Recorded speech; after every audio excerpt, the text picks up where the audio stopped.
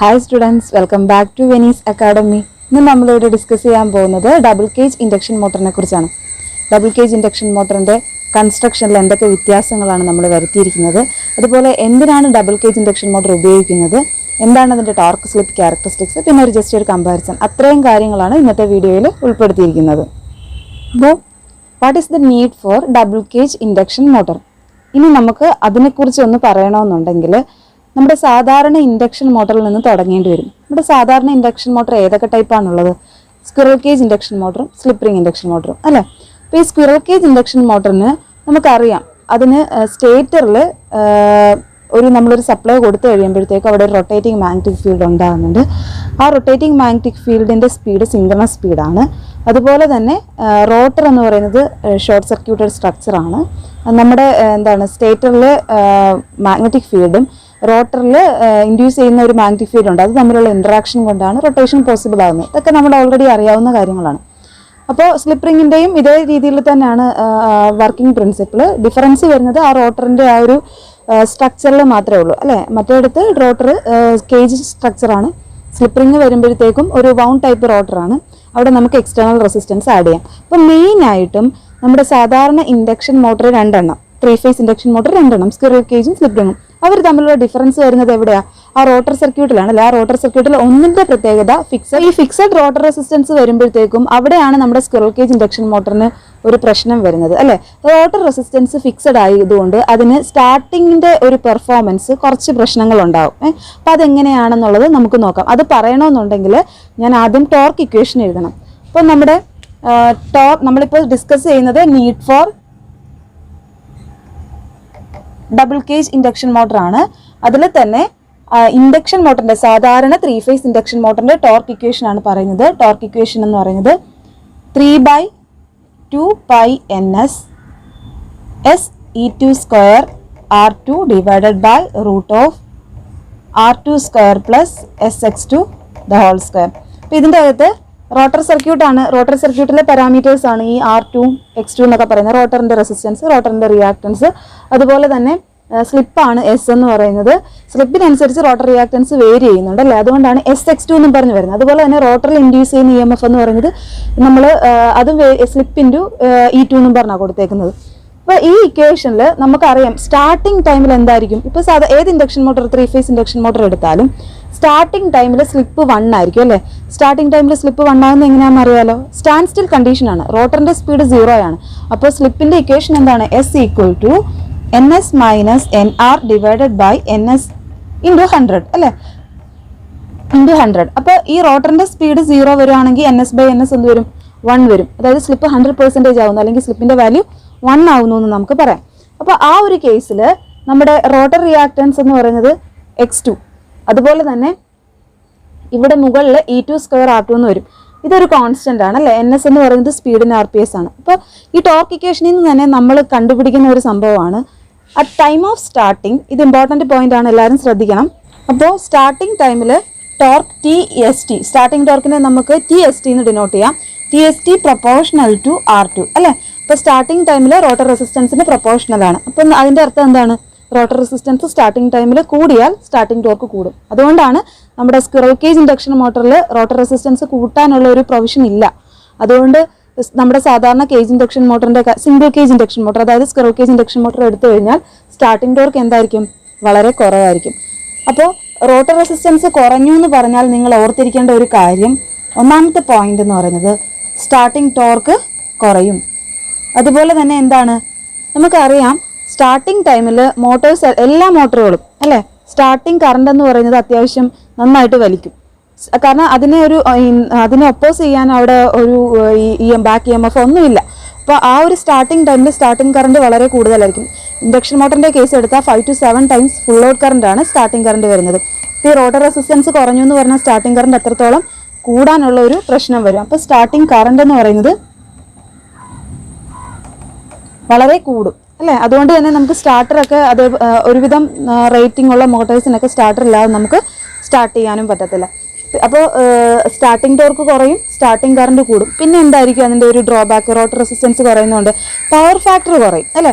Power factor നമുക്കറിയാം, power factor എന്ന് പറയുന്നത് റെസിസ്റ്റൻസ് ടു ഇമ്പിഡൻസ് റേഷ്യോ പോലെയൊക്കെയാണ് അല്ലേ. അപ്പോൾ അതിൻ്റെ ഈ ഒരു പ്രശ്നം റോട്ടർ റെസിസ്റ്റൻസ് കുറയുന്നത് കൊണ്ട് പവർ ഫാക്ടർ എന്ന് പറയുന്നത് എന്താണ്? അതും കുറയാൻ ചാൻസ് ഉണ്ട്. അപ്പോൾ മൊത്തത്തിൽ നോക്കിക്കഴിഞ്ഞാൽ ഈ റോട്ടർ റെസിസ്റ്റൻസ് ആർക്കാ കുറവ്? സ്ലിപ്പ് റിംഗ് ഇൻഡക്ഷൻ മോട്ടറിന് റോട്ടർ റെസിസ്റ്റൻസ് നമുക്ക് കൂട്ടാം സ്റ്റാർട്ടിങ്ങിൽ. അപ്പോൾ ഈ റോട്ടർ റെസിസ്റ്റൻസ് കുറവാർക്കാ? Squirrel cage induction motor, 3 phase squirrel cage induction motor, 3 phase squirrel cage induction മോട്ടറിന് റോട്ടർ റെസിസ്റ്റൻസ് കുറവാണ്. അപ്പോൾ അതുകൊണ്ട് തന്നെ അതിൻ്റെ സ്റ്റാർട്ടിംഗ് പെർഫോമൻസ് അത്ര സുഖകരമല്ല. കാരണം സ്റ്റാർട്ടിംഗ് ടോർക്ക് കുറവാണ്, സ്റ്റാർട്ടിംഗ് കറണ്ട് കൂടുതലാണ്, പവർ ഫാക്ടർ കുറവാണ്. ഈ ഒരു സ്റ്റാർട്ടിംഗ് ടൈമിൽ നമുക്ക് പെർഫോമൻസ് ഒന്ന് മെച്ചപ്പെടുത്തണം അല്ലേ. അപ്പോൾ ആ സ്റ്റാർട്ടിംഗ് ടൈമിലെ പെർഫോമൻസ് മെച്ചപ്പെടുത്താൻ കൂടിയാണ് നമ്മൾ ഡബിൾ കേജ് ഇൻഡക്ഷൻ മോട്ടർ എന്ന് പറയുന്ന ഒരു കൺസെപ്റ്റിലേക്ക് അല്ലെങ്കിൽ അങ്ങനെ ഒരു മെഷീനിലേക്ക് നമ്മൾ പോകുന്നത്. നിങ്ങൾക്കൊരു സംശയം ഉണ്ടാകും, അങ്ങനെയാണെങ്കിൽ പിന്നെ സ്ക്വിറൽ കേജ് ഇൻഡക്ഷൻ മോട്ടറിൻ്റെ സ്റ്റാർട്ടിംഗ് പെർഫോമൻസ് മോശമാണെങ്കിൽ നമുക്ക് സ്ലിപ്പ് റിംഗ് യൂസ് ചെയ്താൽ പോരെ, പിന്നെ ഡബിൾ കേജിൻ്റെ ആവശ്യം എന്താണ്? അപ്പോൾ നമുക്ക് സ്ലിപ്പ് റിംഗ് ഇൻഡക്ഷൻ മോട്ടറിന് വരുന്ന പ്രശ്നം എന്താണെന്നൊന്ന് ജസ്റ്റ് ഒന്ന് ചെക്ക് ചെയ്ത് നോക്കാം. അതായത് സ്ലിപ്പ് റിംഗ് ഇൻഡക്ഷൻ മോട്ടറിൻ്റെ കേസിൽ റെസിസ്റ്റൻസ് കൂടുതലാണ്. അത് പ്രത്യേകിച്ച് എഴുതാനൊന്നുമില്ല, ഞാനൊന്ന് പറഞ്ഞതിൻ്റെ കാര്യമേ ഉള്ളൂ, നിങ്ങൾക്കത് പെട്ടെന്ന് മനസ്സിലാവും. സ്ലിപ്പ് റിംഗ് ഇൻഡക്ഷൻ മോട്ടറിന് റോട്ടർ റെസിസ്റ്റൻസ് കൂടുതലാണ് അല്ലേ. അപ്പോൾ ഈ റെസിസ്റ്റൻസ് കൂടിക്കഴിഞ്ഞാൽ നമുക്കറിയാം ഓമിക് ലോസസ് അവിടെ എന്തായിരിക്കും? കൂടുതലായിരിക്കും. അത് നമ്മുടെ എഫിഷ്യൻസിയെ ബാധിക്കും. അപ്പോൾ ഒരു റണ്ണിങ് പെർഫോമൻസിനെ നമ്മുടെ റെസിസ്റ്റൻസ് കൂടിയ ഒരു സാഹചര്യം അത്രയ്ക്ക് നല്ലതല്ല. അപ്പോൾ അതുകൊണ്ട് തന്നെ റണ്ണിങ് പെർഫോമൻസ് മെച്ചപ്പെടുത്താൻ നമുക്ക് റെസിസ്റ്റൻസ് കുറയ്ക്കേണ്ടതുണ്ട്. അപ്പോൾ നമ്മുടെ നീഡ് എന്താണ്? സ്റ്റാർട്ടിംഗ് ടൈമിൽ റെസിസ്റ്റൻസ് നമുക്ക് കൂടുതലും വേണം, റണ്ണിങ് ടൈമിൽ നമുക്ക് എന്ത് വേണ്ട? റെസിസ്റ്റൻസ് വേണ്ട. അങ്ങനെയൊരു പ്രൊവിഷൻ ആർക്കുണ്ട്? ഡബിൾ കേജ് ഇൻഡക്ഷൻ മോട്ടറിനുണ്ട്. ആ ഒരു പ്രൊവിഷൻ എങ്ങനെയാണ് കിട്ടുന്നതെന്നുള്ളത് കൺസ്ട്രക്ഷനും വർക്കിങ്ങും പറയുമ്പോൾ നിങ്ങൾക്ക് കൂടുതൽ മനസ്സിലാവും. അപ്പോൾ നമുക്ക് construction of double cage induction മോട്ടറിനെ കുറിച്ച് പറയുകയാണെങ്കിൽ ഇതിന് 2 കേജസ് ഉണ്ട്. അതായത് rotor circuit, stator circuit similar ആണ്. നമ്മുടെ സാധാരണ 3 ഫേസ് ഇൻഡക്ഷൻ മോട്ടറിൻ്റെ സ്റ്റേറ്റർ എങ്ങനെയാണോ അതുപോലെ തന്നെയാണ് ഡബിൾ കേജ് ഇൻഡക്ഷൻ മോട്ടറിൻ്റെ സ്റ്റേറ്ററും വരുന്നത്. ഡിഫറൻസ് വരുന്നത് നമുക്ക് റോട്ടർ സർക്യൂട്ടിലാണ്. അപ്പോൾ റോട്ടർ സർക്യൂട്ടിൽ സ്ലോട്ട്സ് കട്ട് ചെയ്തിരിക്കുന്നത് രണ്ട് ഇതായിട്ടായിരിക്കും, അതായത് 2 കേജ് ആയിട്ടായിരിക്കും. 2 പാരലൽ കേജാണ്. അപ്പോൾ ഒന്നെന്ന് പറയുന്നത് ഔട്ടർ കേജും ഒന്നെന്ന് പറയുന്നത് ഇന്നർ കേജും. അപ്പോൾ ഇതിൻ്റെ അകത്ത് നമുക്ക് ഇതിൻ്റെ കൺസ്ട്രക്ഷൻ കാണുമ്പോൾ തന്നെ അറിയാം, ഈ ഔട്ടർ കേജിൻ്റെ പ്രത്യേകത എന്താണ്? Outer cage area of cross section കുറവാണ് അല്ലേ. അതുപോലെ തന്നെ ഏരിയ ഓഫ് ക്രോസ് സെക്ഷൻ കുറയുമ്പോൾ നമുക്ക് റെസിസ്റ്റൻസിൻ്റെ ഒരു റിലേഷൻ അറിയാം അല്ലെ. R=ρL/A നമ്മൾ ഹയർ സെക്കൻഡറി ക്ലാസ്സിലൊക്കെ പഠിക്കുന്നതാണ്, അല്ലെങ്കിൽ അതിനു മുമ്പ് പഠിക്കുന്നതാണ്. അപ്പോൾ area of cross section inversely proportional ആണ് നമ്മുടെ റെസിസ്റ്റൻസ് എന്ന് പറയുന്നത്. ഇപ്പോൾ ഏരിയ ഓഫ് ക്രോസ് സെക്ഷൻ കുറഞ്ഞിരിക്കുന്നത് മനഃപൂർവ്വമാണ്. കാരണം എന്താണ്? റെസിസ്റ്റൻസ് കൂട്ടാൻ വേണ്ടിയാണ്. അപ്പോൾ ഇവിടുത്തെ റെസിസ്റ്റൻസ് എന്തായിരിക്കും? കൂടുതലായിരിക്കും. അതുപോലെ തന്നെ ഈ ഹൈ റെസിസ്റ്റിവിറ്റി മെറ്റീരിയൽ ആയിട്ടുള്ള അലൂമിനിയം, ബ്രാസ് അതൊക്കെ കൊണ്ടായിരിക്കും നമ്മൾ ഔട്ടർ കേജ് നിർമ്മിച്ചിരിക്കുന്നത്. അപ്പോൾ അതിൻ്റെ മെറ്റീരിയൽ അലൂമിനിയം, ബ്രാസ്. ഇനി ഈ ഔട്ടർ കേജിൽ ഫ്ലക്സ് ലിങ്ക് ചെയ്യുന്ന ഔട്ടർ കേജുമായിട്ട് ലിങ്ക് ചെയ്ത് വരുന്ന ലീക്കേജ് ഫ്ലക്സ് എന്ന് പറയുന്നത് കുറവായിരിക്കും.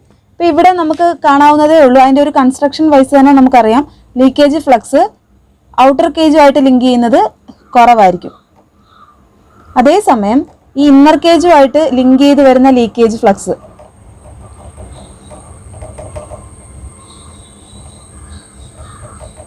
കൂടുതലായിരിക്കും. അപ്പോൾ ഫിഗർ ക്ലിയർ ആണെന്ന് വിചാരിക്കുന്നു. ഔട്ടർ കേജും ഉണ്ടാവും, ഇന്നർ കേജും ഉണ്ടാവും.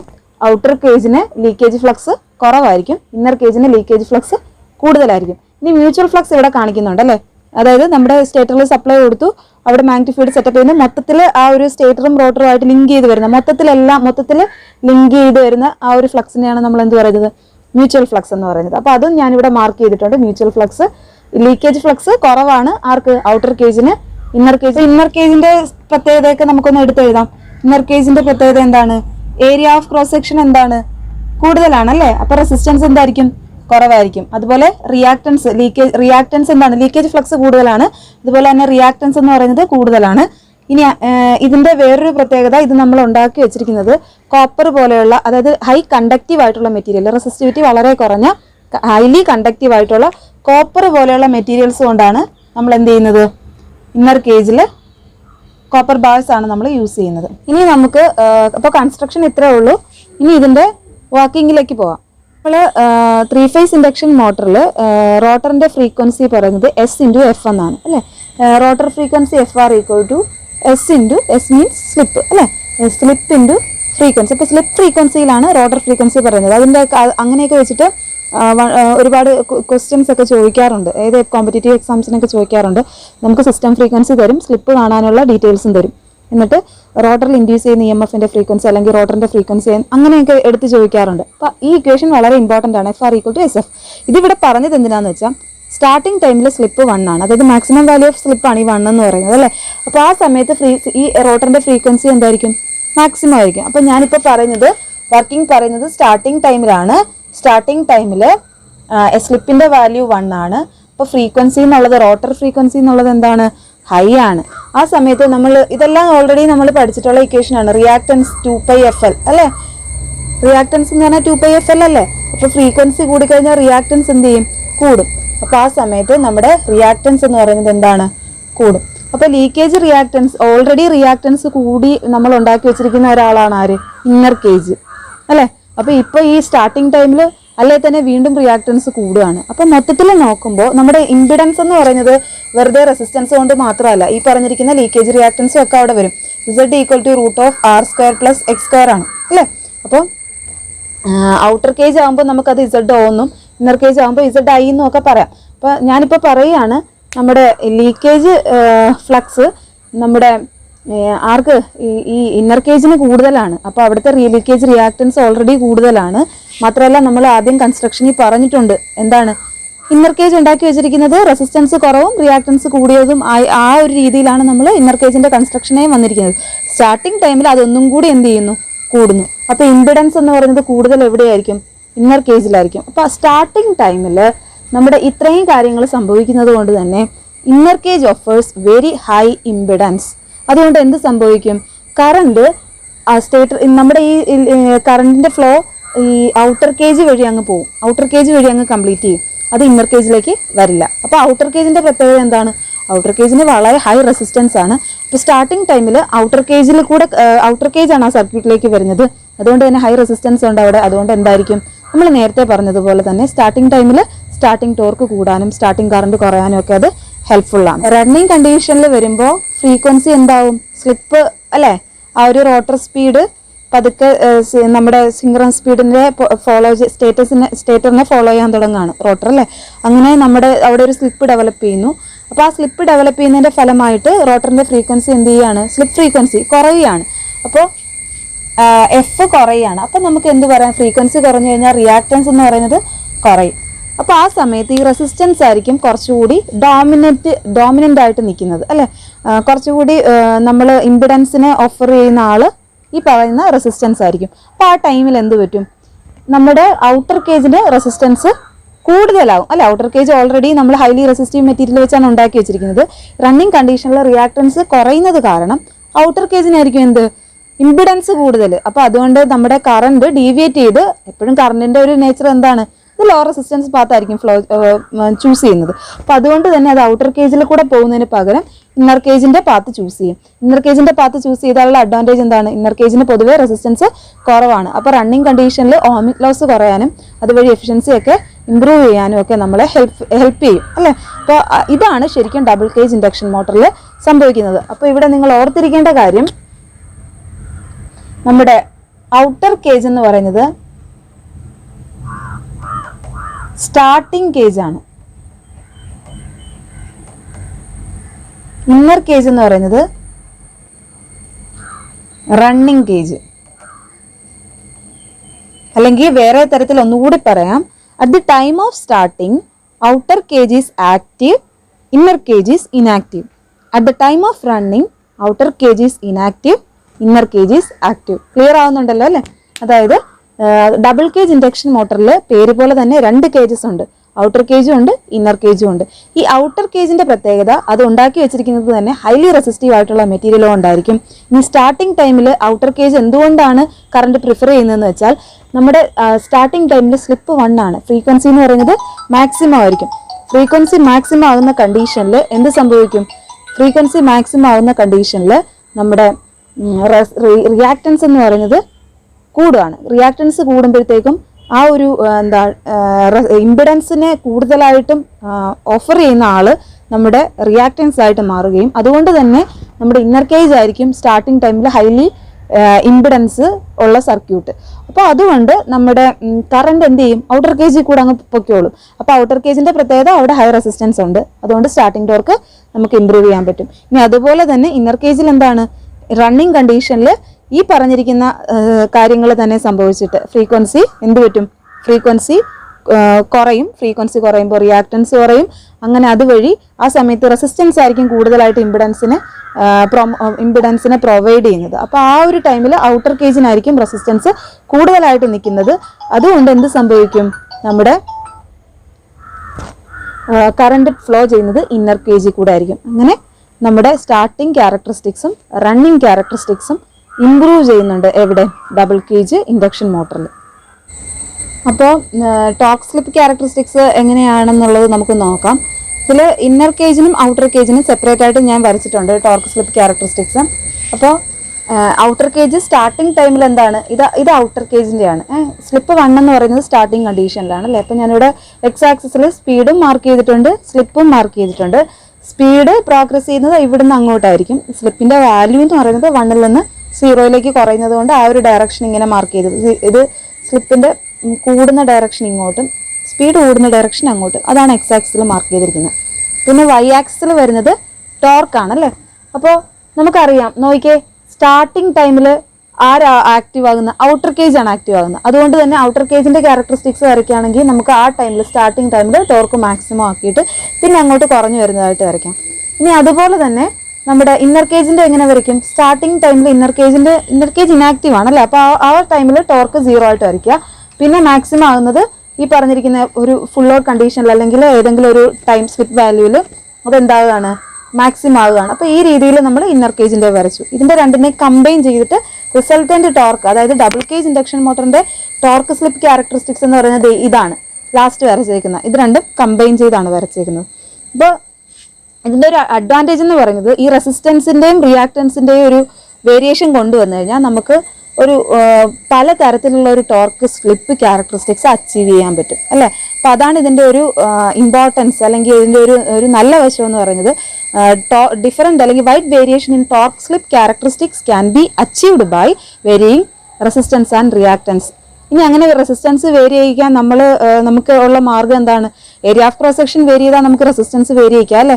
അതുപോലെ ഓൾറെഡി അവിടെ മെറ്റീരിയൽ ചൂസ് ചെയ്തിരിക്കുന്ന അതേ രീതിയിലാണ്. കൺസ്ട്രക്ഷനിൽ ഞാൻ പറയുകയാണ് area of cross section vary ചെയ്താൽ റെസിസ്റ്റൻസ് വേരി ചെയ്യാം. അതുപോലെ തന്നെ നമ്മുടെ സ്ലോട്ടിൻ്റെ ഓപ്പണിങ്ങിൻ്റെ വിഡ്ത്ത്, ഡെപ്ത് അതൊക്കെ അഡ്ജസ്റ്റ് ചെയ്ത് കഴിഞ്ഞാൽ നമുക്ക് ആ ലീക്കേജ് ഫ്ലക്സിനെ എന്ത് ചെയ്യാൻ പറ്റും, അഡ്ജസ്റ്റ് ചെയ്യാനും അതുവഴി ലീക്കേജ് റിയാക്റ്റൻസിനെയും വേരി ചെയ്യിക്കാൻ പറ്റും. അങ്ങനെ റെസിസ്റ്റൻസും റിയാക്റ്റൻസും വേരി ചെയ്യിപ്പിച്ചിട്ട് നമുക്ക് എന്ത് ചെയ്യാൻ പറ്റും, ഒരു വൈഡ് വേരിയേഷൻ അല്ലെങ്കിൽ നമുക്ക് കുറേ ഒരു ടോർക്ക് സ്ലിപ്പ് ക്യാരക്ടറിസ്റ്റിക്സ് അച്ചീവ് ചെയ്യാൻ പറ്റും. ഇപ്പോൾ കമ്പാരിസണിലേക്ക് പോകാം. Starting performance, full load performance, torque slip characteristics, ഈ 3 ബേസിസിൽ നമ്മൾ ജസ്റ്റ് ഒന്ന് കമ്പയർ ചെയ്യാം. അപ്പോൾ സ്റ്റാർട്ടിംഗ് പെർഫോമൻസ് എങ്ങനെയാണെന്ന് വെച്ചാൽ, സ്റ്റാർട്ടിംഗ് ടോർക്ക് ഇവിടെ കമ്പാരിറ്റീവ്ലി കൂടുതലാണ് അല്ലേ. സിംഗിൾ കേജ് ഇൻഡക്ഷൻ മോട്ടറിനേക്കാളും സ്റ്റാർട്ടിംഗ് ടോർക്ക് കൂടുതലാണ്. അത് നമ്മൾ അച്ചീവ് ചെയ്തത് റെസിസ്റ്റൻസ് കൂട്ടിയിട്ടാണ്, ഔട്ടർ കേജിൻ്റെ റെസിസ്റ്റൻസ് കൂട്ടിയിട്ടാണ്. പിന്നെ അതുപോലെ തന്നെ സ്റ്റാർട്ടിംഗ് കറണ്ടും അതുകൊണ്ട് തന്നെ റെസിസ്റ്റൻസ് കൂടുന്നത് കൊണ്ട് കുറയുന്നുണ്ട്. അപ്പം നമുക്ക് പറയാം സ്റ്റാർട്ടിംഗ് കറണ്ട് കുറയുന്നുണ്ട്, അതുപോലെ തന്നെ കുറഞ്ഞ സ്റ്റാർട്ടിംഗ് കറണ്ടിൽ കൂടുതൽ ടോർക്ക് നമ്മൾ അച്ചീവ് ചെയ്യുന്നു എന്ന് സ്റ്റാർട്ടിംഗ് പെർഫോമൻസിനെ കുറിച്ച് നമുക്കൊന്ന് ജസ്റ്റ് പറയാം. അതുപോലെ തന്നെ ഫുൾ ലോഡ് ക്യാരക്ടറിസ്റ്റിക്സ് അല്ലെങ്കിൽ ഫുൾ ലോഡ് പെർഫോമൻസ് എങ്ങനെയാണ്, ഫുൾ ലോഡ് പെർഫോമൻസിൽ നമുക്ക് ഈ ഒരു എഫിഷ്യൻസി എന്ന് പറയുന്നത് കുറച്ച് കുറയും. കാരണം എന്താണെന്ന് വെച്ചാൽ ഔട്ടർ കേജ് നമ്മൾ ഹൈലി റെസിസ്റ്റീവ് ആയിട്ടുള്ള മെറ്റീരിയൽ കൊണ്ടാണ് ഉണ്ടാക്കി വെച്ചിരിക്കുന്നത്. അപ്പോൾ കമ്പാരിറ്റീവ്ലി സിംഗിൾ കേജ് ഇൻഡക്ഷൻ മോട്ടറിനെ വെച്ച് നോക്കുമ്പോൾ റോട്ടർ റെസിസ്റ്റൻസ് കൂടുതലും ഓമിക് ലോസ് ഇവിടെ കൂടുതലും വരുന്നത് കൊണ്ട് എഫിഷ്യൻസി എന്താണ്, കുറവാണ്. അപ്പോൾ കമ്പാരിറ്റീവ്ലി നമുക്ക് എഫിഷ്യൻസി കുറവാണെന്ന് പറയാം. അതുപോലെ തന്നെ സ്ലിപ്പും കുറവായിരിക്കും. ഇനി ടോർക്ക് സ്ലിപ്പ് ക്യാരക്ടറിസ്റ്റിക്സ് പറയാനാണെങ്കിൽ wide variety of torque slip characteristics എന്ന് പറയുന്നത് നമുക്ക് എവിടെ ഒബ്റ്റൈൻ ചെയ്യുന്നുണ്ട്, നമ്മുടെ ടോർക്ക് ഡബിൾ കേജ് ഇൻഡക്ഷൻ മോട്ടറിൽ അച്ചീവ് ചെയ്യാൻ പറ്റുന്നുണ്ട്. പക്ഷേ അത്രയ്ക്ക് അങ്ങോട്ട് ഫീസിബിൾ അല്ല എവിടെ, സിംഗിൾ കേജ് ഇൻഡക്ഷൻ മോട്ടറിൽ. അപ്പോൾ ഇതാണ് മെയിൻ ആയിട്ടുള്ള 3 പോയിന്റ്സ് എന്ന് പറയുന്നത്. ഒന്നുകൂടി പറയാം, സ്റ്റാർട്ടിങ് പെർഫോമൻസ്, സ്റ്റാർട്ടിങ് കറണ്ട് കുറയുന്നു, സ്റ്റാർട്ടിങ് ടോർക്ക് കൂടുന്നു. അപ്പോൾ അവിടെ ഒരു ഇമ്പ്രൂവ്മെൻ്റ് ഉണ്ടായി. ഇനി ഫുൾ ലോഡ് പെർഫോമൻസ് നമ്മൾ സ്ലിപ്പും എഫിഷ്യൻസിയാണ് പറയുന്നത്. അപ്പോൾ ഈ റോട്ടർ സർക്യൂട്ടിൽ ഔട്ടർ കേജ് ഹൈലി റെസിസ്റ്റീവ് ആയതുകൊണ്ട് തന്നെ എഫിഷ്യൻസി കുറയുകയാണ് ചെയ്യുന്നത്. അതുപോലെ തന്നെ സ്ലിപ്പും കുറയുന്നുണ്ട്. ഇനി ടോർക്ക് സ്ലിപ്പ് ക്യാരക്ടറിസ്റ്റിക്സ് പറയുമ്പോൾ അതൊരു അഡ്വാൻറ്റേജ് ആണ്. Wide variety of torque slip characteristics can be obtained in double cage induction motor. മറ്റേടത്ത് അത് പറ്റില്ല. പിന്നെ വേറൊരു പോയിന്റ് കൂടെ പറയാനുണ്ട്, കോസ്റ്റ്ലി ആണ്. അതായത് സാധാരണ സിംഗിൾ കേജ് ഇൻഡക്ഷൻ മോട്ടറിനേക്കാളും കുറച്ച് കോസ്റ്റ് കൂടുതലാണ് ഇവിടെ ഡബിൾ കേജ് ഇൻഡക്ഷൻ മോട്ടറിന്. അപ്പോൾ കമ്പാരിസൺ ഇത്രയും കാര്യങ്ങളാണ് മെയിനായിട്ടും പറയാനുള്ളത്.